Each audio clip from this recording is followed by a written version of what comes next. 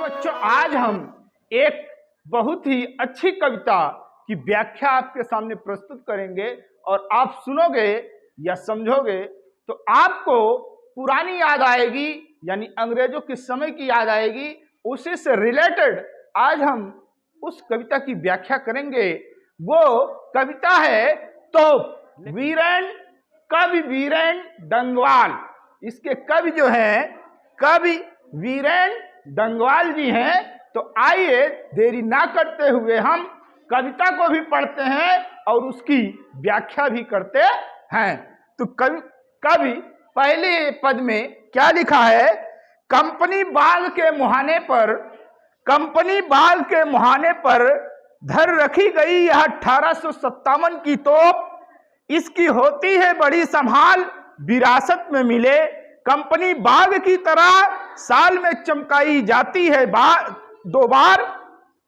सुबह शाम कंपनी बाग में आते हैं बहुत से सैलानी, उन्हें बताती है यह तोप कि मैं बड़ी जबर उड़ा दिए थे मैंने अच्छे सुरमाओं के धज्जे अपने जमाने में।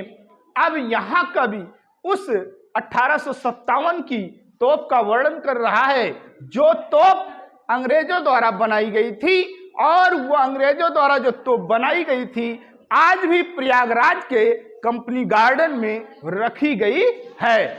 उसको आज भी हम हिंदुस्तानी बहुत ही संभाल कर रखे हुए हैं, क्योंकि वो हमें विरासत में मिली है। अर्थात अंग्रेज ने उस तोप का इस्तेमाल किया है। आज भी उसको देखने के लिए बहुत से सैलानी भी वहां आया करते हैं। वो ऐसी तोप है जो 1857 में हमारे भारतीयों द्वारा, अर्थात जो भारतीय वीर क्रांतिकारी थे वो लड़ रहे थे, उनके धज्जियां उड़ा दिया करती थी। वो तोप की मैं बात कर रहा हूं। बड़े बड़े सुरमाओं की धज्जियां उड़ाया करती थी। वो तोप आज कंपनी गार्डन में रखी हुई है और वह हमेशा हर राष्ट्रीय पर्व यानी 26 जनवरी और 15 अगस्त के अवसर पर उसको रगड़ के चमकाया जाता है, ताकि वो देखने में खूबसूरत लगे।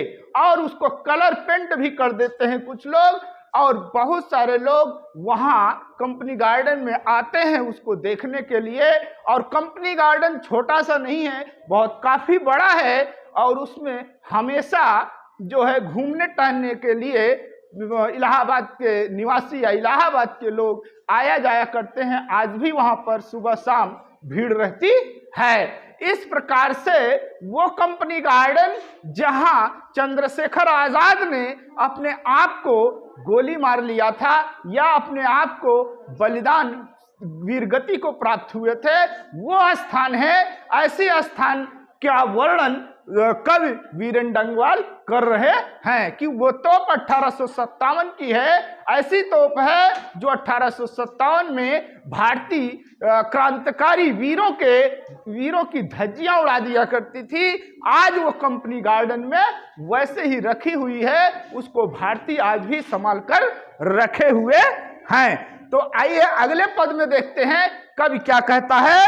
कह रहा है, अब तो बहरहाल छोटे लड़कों की घुड़सवारी से अगर यह फारिग हो तो उसके ऊपर बैठकर कभी कभी शैतानी से वे इसके भीतर चिड़िया ही अक्सर करती है गपशप, कभी कभी शैतानी में वे इसके भीतर भी घुस जाती हैं। खासकर गौरैया ये वे बताती है कि दरअसल कितनी भी बड़ी हो तो एक दिन तो होना ही।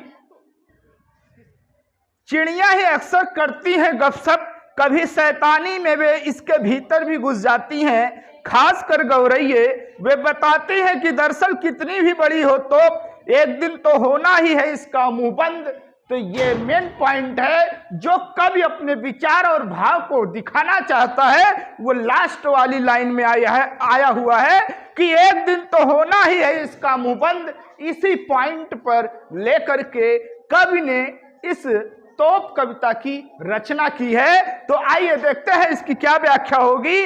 अब तो बहरहाल अब वो जो कंपनी गार्डन में रखी हुई तोप है वो हो क्या रही है, छोटे लड़कों की घुड़सवारी से अगर यह फारिग हो तो सुबह शाम जो छोटे छोटे बच्चे हैं, लड़के हैं, वहां घूमने टहलने वाले बच्चे हैं, वो उस तोप के ऊपर उतरते चढ़ते कूदते रहते हैं, अर्थात उस तोप से खेलते रहते हैं। लेकिन कभी अगर ये बच्चे अगर खेलना बंद कर दिए, यहाँ वहाँ बच्चे नहीं हैं, तो उस पर अक्सर गौरैया आकर के गपशप करती रहती है, अर्थात चिड़िया उस पर आकर के चूं चूं अपनी आवाजें प्रकट करती हैं। और कभी कभी ये चिड़िया, ये गौरैया तोप के अंदर घुस जाया करती है और बाहर निकलती है, घुसती है, बाहर निकलती है। इस प्रकार से ये गौरैया उस तोप पर भी अपना कलरव करती है।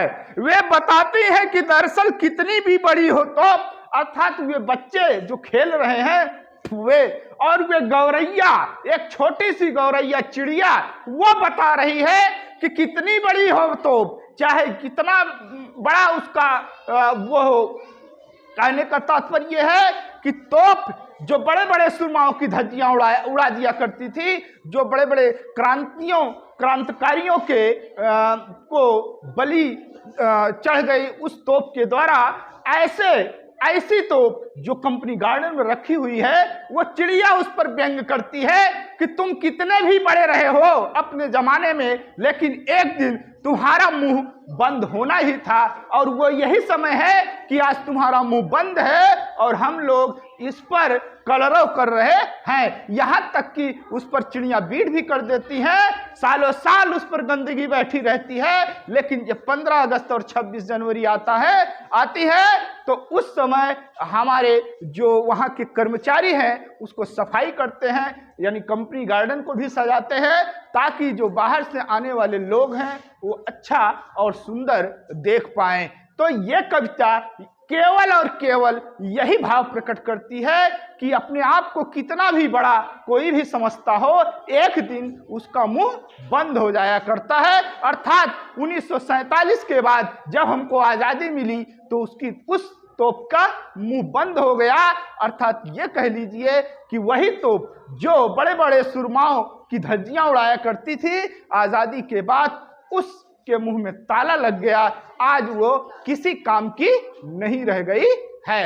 ये था बीरेन डंगवाल की कविता जो कंपनी गार्डन की तोप के नाम से है।